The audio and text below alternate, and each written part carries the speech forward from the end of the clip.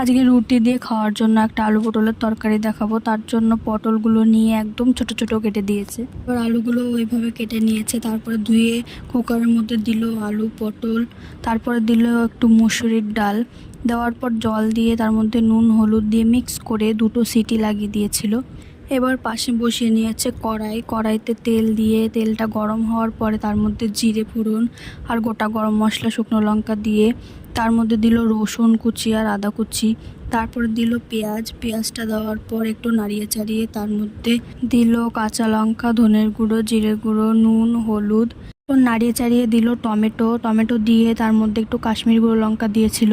তারপরে ওটাও আবার একটু কষিয়ে নিল ভালো করে, তারপরে সেদ্ধ করা সবজিগুলো দিয়ে দিল। দেওয়ার পর কিছুক্ষণ নাড়িয়ে চাড়িয়ে তার মধ্যে দিল ঘি দিয়ে এবার একটু নাড়িয়ে চাড়িয়ে তার মধ্যে ধনেপাতা কুচি দিয়ে দিল।